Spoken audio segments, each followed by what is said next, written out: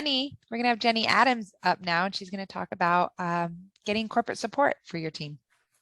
Hello. Some of this may be a little redundant in terms of when speaking about the letter writing, but this is more geared towards corporate letter writing. And one thing to remember is that corporations or corporate support comes in all sizes. So corporate can mean a company of 100 people, or it could mean 5 people. And generally when sending a letter or email, I always would try to address the owner of the company, and instead of, in the old days, it used to just be to whom it may concern type of letter writing. And I really, it's best to not do that. Usually most letters don't make it past the receptionist desk. And I say that knowing that for 20 years, I was that receptionist at Rush, that those letter writing campaign type things would come to us in the mail. And generally they just didn't get passed on. They just kind of unfortunately went into the garbage. But because most receptionists are the gatekeepers for the company, and they know what the company would be interested in seeing and what they wouldn't. So I try to make sure that I'm finding somebody that I can address a letter to, at either the president or the owner. And usually, by doing that, by finding that information, generally then maybe the letter then does get passed on. I found that you can locate the owner's name and then try to make sure that the letter, if you can't locate the owner's name and you want to try to make sure that your letter gets to the right person, researching the company that you're writing to makes a huge difference. Check their website, learn about who they are, and you can usually find the owner or the president's name in the company directory, or look for a link that may say meet the team or the staff of that particular corporation or company. And also look at the different departments that they have. A lot of companies will list in their directories community that they support or charities that they support, and look to see who might be the person that's in charge of that type of information for their corporation, and think about addressing your letter or email to that person instead of maybe the president or the owner of the company. Just depending on the size of the company and the company that you're addressing, you probably would get a good feel for who would be the best person to direct that information to your letter. What I've tried to do in the past is try to incorporate possibly, if you've used the company in the past. For instance, I was in high school, I was in the FFA, which is Future Farmers of America. And I used to show my prized sheep at the state fair. And when I contacted the local feed store who had been supplying my sheep for many years, my sheep food for many years, I talked about how they unknowingly supported my dream of participating in an event that changed my life, which made a big impact when I explained to them what I was doing and why I was doing it, and about CF, and just how that, even to this day, is still just really made an impact on my life to be able to participate in something in high school that wasn't necessarily sports related, but still gave me a feeling of participating with friends at school. And so the feed store then became a regular donor for many years.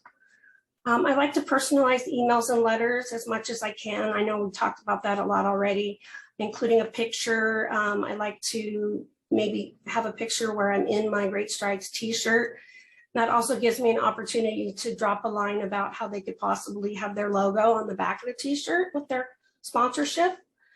And that always, appeals to companies for a good advertising for what I feel is a pretty decent price. And sending out paper letters, we talked about maybe doing something to get their attention, like printing it on color paper or something that makes it stands out. Another thing I've done in the past that doesn't cost a whole lot of money is I've included a seed flower packet of forget-me-not flowers in with my letter, just to kind of make it so that when they're opening it and that packet falls out, it gets their interest up, and then they actually do read my letter. I can't tell you how many times that has actually worked in obtaining a sponsorship from a corporation or a larger company. I've also, Rush is a large company, and in working with them, I was able to tap into many of the companies that we work with, and vendors and suppliers. And that's a big group of people that you could add to a hit list of other potential donations to go after. And oftentimes your employer, after checking with them, of course, may even be up to supplying you with a list of emails and names for the people of all those different entities that you work with. And it's a good, quick, easy way to reach out to a lot of people. The other thing is Rush puts out a monthly newsletter to the company. And in May, they always send out a little blurb about Great Strides and CF, and looking for volunteers who may want to work the event, but also it's just another way to get your coworkers involved, and then they help spread the word to the different entities that they work with, and it just kind of so on and so on and so on. And that has also been generated a lot of interest in getting people to the walk. And also Gig Harbor, they actually publish a quarterly and yearly magazine that is like a city's official visitors guide. And in that, it has a list of events for the year, and oftentimes try to get Great Strides Walk in that. But not only that, that publication has just about every local company in your surrounding area that can create possible people to write to or to look to for in-kind donations for the walk, or it's just an amazing wealth of information. And each year Gig Harbors keeps getting bigger and bigger with businesses that I wasn't even aware of, and they're right there, and they've got their email, they've got their address, they've got everything right there for you. It's really, really easy to work with that. Thank you notes was another big one with corporations, especially. Usually if we have enough leftover t-shirts from the walk, we'll try to send them to the corporate donors, so they have a couple t-shirts with the logo, their logos on the back. But the thank you letters are a big deal, and they're important because I usually, as you can see in my picture there, I try to thank my sponsor by taking a picture with either one of their marker signs that are along the route or their banner or something, and send that with my thank you note, just to express my thank you for their sponsorship. But Rush, who is a big corporate donor and has been, we're celebrating their 25th year this year. Just them taking on me when I first became their employee, and they didn't know I had CF when they hired me. And they have followed and supported me through my transplant to, working from home. But they have reached out on my behalf when I couldn't to other corporate sponsors or other people that we worked with in the community to support Great Strides, whether it be with in-kind or,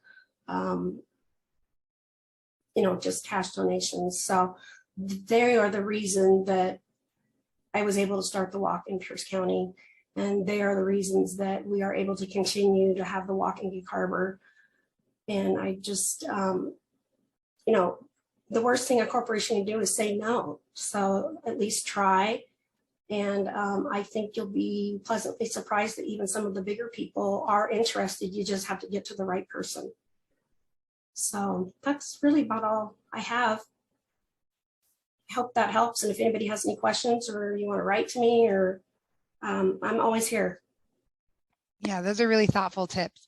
I was hoping you would chat about one thing that doesn't have to do with your corporate support. Oh, I guess it does in a way with Roundtable Sure. Pizza, but I just thought it was such a fun idea. Your brother's a firefighter, is that right? Yeah, Can you Scott. chat about what you guys used to do at Roundtable quickly? Sure. At Round Table Pizza in University Place, my brother's a firefighter with West Pierce Fire. They originally were University Place Fire, but they merged with Lakewood, so they became West Pierce Fire. But we would go to the local pizza, Round Table Pizza in University Place, and it was called the Pizza Takeover. And the firefighters would come and take over literally the Round Table Pizza along with their employees for an evening from, I think we had it from 6 to 9.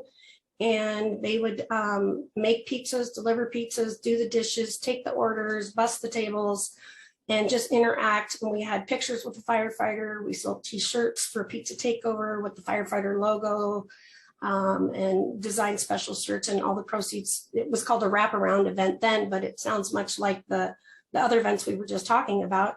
And all the proceeds over and above what they would normally do on, like, let's say a Tuesday night, they would donate to Great Strides. And I think our biggest amount that we ever had was $3,700. But we did it yearly until the firefighters split, and then it became a kind of a union situation. And so we haven't been able to do anything since, but it was, we did it, I think, for 12 years.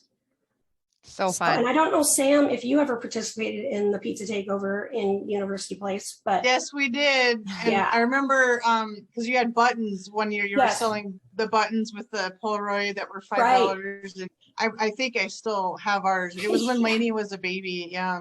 Ben Yeah. wasn't even born yet, like when we first did that. yeah, it was an awesome event. It really was. And It was, yeah. it generated a lot of attention for the walk. And it was just a great way to get out into the community. So yeah, I would like to try to do some other kind of events like that. But so I'm working on my twin brother on that. Yeah, I think it's so special, right? Because it's that nice combination of passion Yeah. fundraising and corporate support, and how you can Right. really combine with them to do something that it brings in more business for them. But it's just so fun and unique. Exactly. And Um, we still have that relationship with Round Table Pizza today yeah, for our meetings. we have all of our committee meetings there. That's Yeah. right.